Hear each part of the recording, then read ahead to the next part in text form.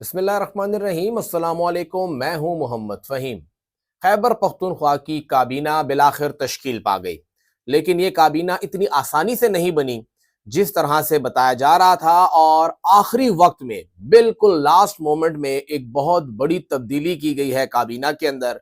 और वो तब्दीली कैसे और कहां से की गई, कहां कहां के इलाकों को मुकम्मल तौर पे नजरअंदाज कर दिया गया और किन किन इलाकों को ज्यादा नवाजा गया, ये काफी हैरानकुन रहा। और किस किस शख्सियत का कितना कितना इनपुट रहा, ये भी काफी हैरानकुन रहा है।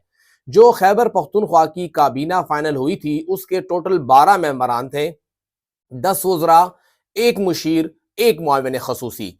लेकिन यहाँ पर वज़रा जो थे वो तो 10 ही रहे, मुशीर 2 हो गए, मुआविन खसूसी 1 रहा, लेकिन बंदे बदल गए। और जहां जहां पर लोग चेंज हुए हैं वो काफी हैरानकुन रहा है। और बहुत से लोगों के लिए खुद भी हैरानकुन था कि आखिर उनके साथ हुआ तो हुआ क्या।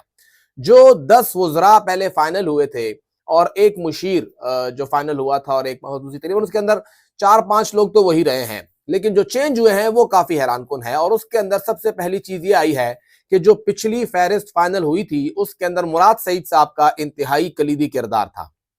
उन्होंने सुहेल आफरीदी के साथ मुशावरत करते हुए ये कैबिनेट तश्कील दी थी। और उस कैबिनेट के अंदर 11 तार के ऊपर जब खबरें बाहर आई, नाम बाहर आए, और फिर हमने देखा कि असद कैसर साहब और शहराम तरक्की साहब वो दोनों पेशावर आए, उन्होंने वज़ीर आला से मुलाकात की। और जराए के मुताबिक अलीमा खान साहिबा ने भी वज़ीर आला से मुशावरत की, बात की, मुशावरत कह लें या अहकामात कह लें। और फिर उनके कहने पे कैबिनेट के अंदर चेंजेस हुई हैं, किस बुनियाद पे हुई हैं वो काफी हैरानकुन है। और उससे इस वक्त खैबर पख्तूनख्वा में पीटीआई के बहुत से लोग नाराज भी हुए हैं। जो कैबिनेट अब फाइनल हो गई है और वो आज 3 बजे हल्फ लेगी, उसमें मीना खान आफरीदी साहब शामिल हैं।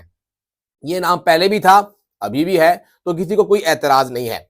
इसके साथ अरशद अयूब साहब का नाम शामिल है। ये नाम पहले भी था और अभी भी ये नाम है, किसी को इसके ऊपर कोई एतराज नहीं है। अमजद अली साहब, सवात से इनका ताल्लुक है, इसके ऊपर भी किसी को कोई एतराज नहीं है, ये वही नाम था जो पहले फाइनल हुआ था। आफ्ताब आलम आफरीदी साहब का नाम पहले भी था, अभी भी है, किसी को इसके ऊपर कोई एतराज नहीं है। ताहम इसके बाद जो 6 नाम है उनमें काफी तब्दीली आई है। अरशद अयूब साहब का तो खैर उनके भाई के साथ ही था, उनकी अपनी मर्जी थी, फैमिली में जिसका नाम दे दिया।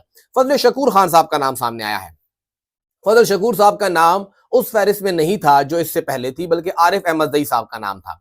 और बताया यह जाता है कि इस वजह से फजल शकूर साहब को बाहर किया गया था कि इस कैबिनेट के अंदर अली अमीन साहब के एक इंतहाई करीबी लोगों को ना रखा जाए।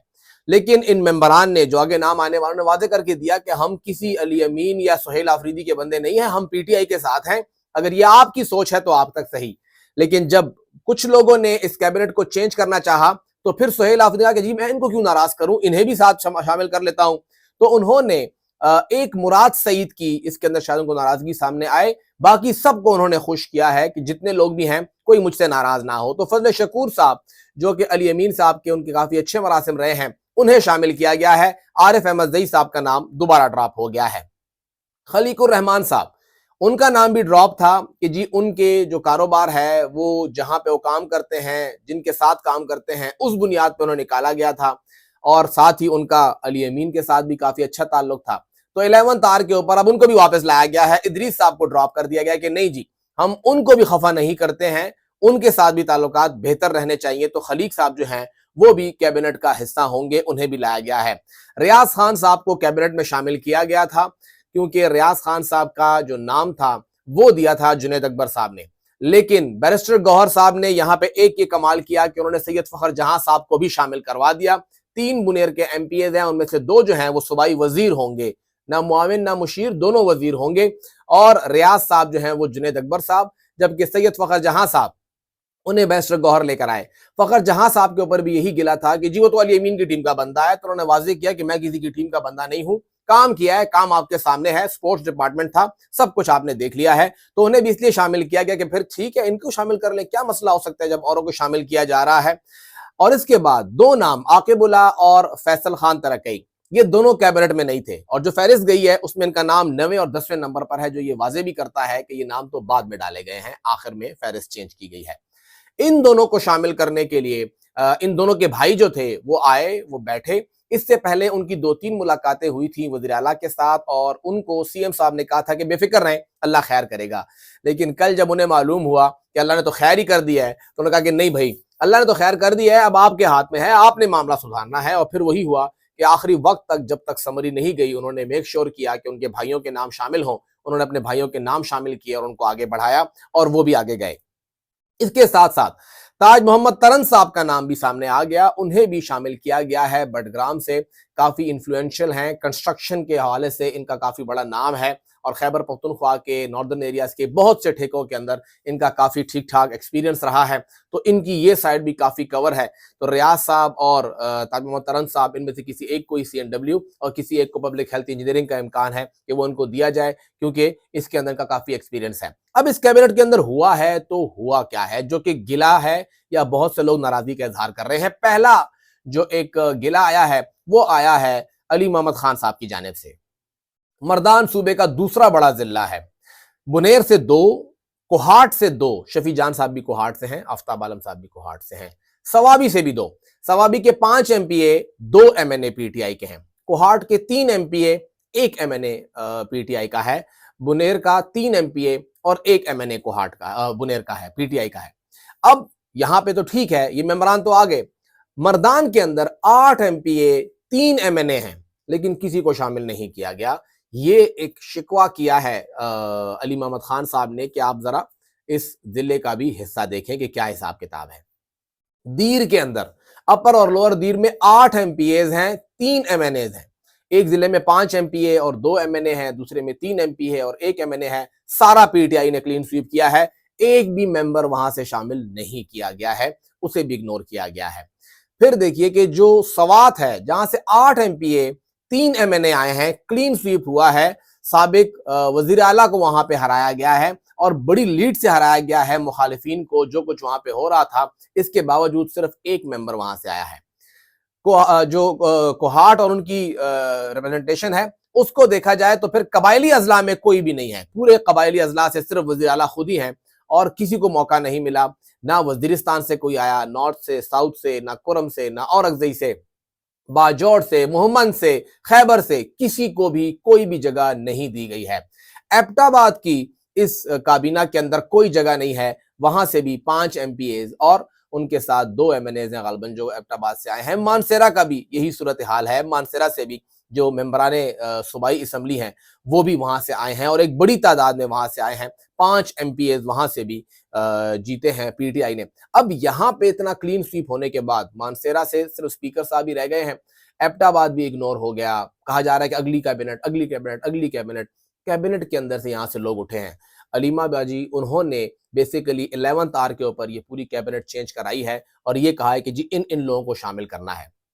साथ ही एक सवाल ये भी उठता है कि तैमूर खान झगड़ा साहब, उनके लिए ठीक ठाक लॉबिंग हुई थी, सोशल मीडिया ने भी की थी, अलीमा बाजी भी उनके हक में थी, सलमा खान उनके हक में थे, उनको फिर क्यों शामिल नहीं किया गया? और इस कैबिनेट से कौन कौन खुश हुआ? पहली चीज तो ये है कि सुहेल आफरीदी साहब खुद भी ज्यादा रिलैक्स फील नहीं कर रहे अगर तैमूर झगड़ा साहब कैबिनेट में आते हैं। उन्होंने रेजिस्ट किया है इस मामले को कि देखें, इतनी आपकी मान रहा हूं, कुछ मेरी भी माने, क्योंकि जो मुराद सेठी कैबिनेट थी वो तो बाहर हो गई। इस कैबिनेट से अब क्या होगा?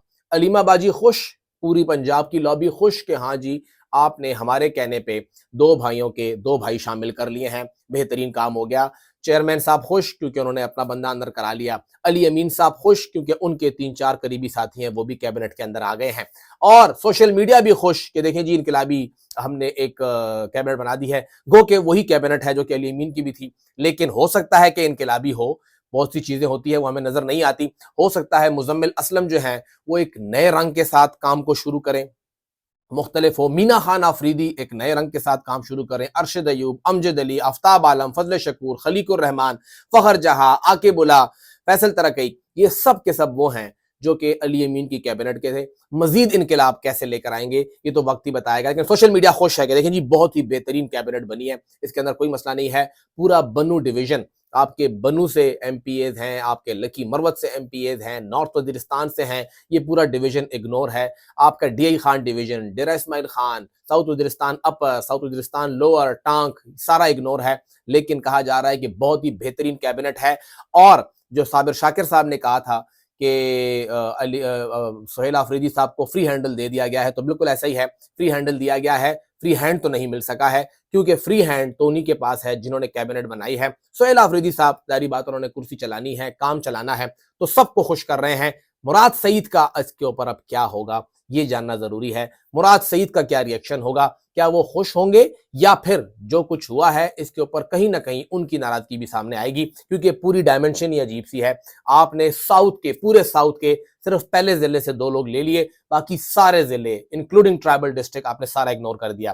पूरा हजारा डिवीजन था, एबटाबाद, मानसेरा आपने पूरा इग्नोर कर दिया, तुरगर इग्नोर कर दिया, और आपने जाके कोहिस्तान के तीनों अजला इग्नोर कर दिए। आपने सिर्फ एक हरिपुर और एक उसको खुश कर दिया है कि जी हमारे पास हरिपुर और बडग्राम आ गया। पूरा मलाकन डिवीजन है, और आपने जाके सवात से एक बंदा ले लिया और 2 बुनेर से ले लिए। मलाकन डिस्ट्रिक्ट आपने इग्नोर कर दिया। वहां पे जुनेद साहब चाहते थे कि शकील साहब कैबिनेट के अंदर आए, वो भी नहीं आ सके हैं। और फिर आपने पूरा दीर इग्नोर कर दिया है, चतराल आपने इग्नोर कर दिया है। तो ऐसी कैबिनेट बनी है। पीछे जो हमारे सेंट्रल डिस्ट्रिक्ट है, मर्दान जिला इग्नोर हुआ है। तो ये मसाइल जो हैं वो तो सामने आएंगे, लेकिन इसको हैंडल कैसे किया जाता है, क्योंकि फिलहाल हनीमून पीरियड है, सोशल मीडिया साथ है, तो इतना आसान नहीं होगा कि यहाँ पे कोई गिला शिकवा सामने लेके आए। हाँ, कुछ अरसे के बाद ये चीजें पनपेंगी, माहौल बनेगा, और फिर मामला सामने आएगा कि अच्छा अब सूरत हाल ये है, तो फिर तपिश महसूस होगी। लेकिन शायद मुमकिन है तब तक इमरान खान से मुलाकात हो जाए और कैबिनेट को इस 13 से 23 या 26 तक ले जाया जाए।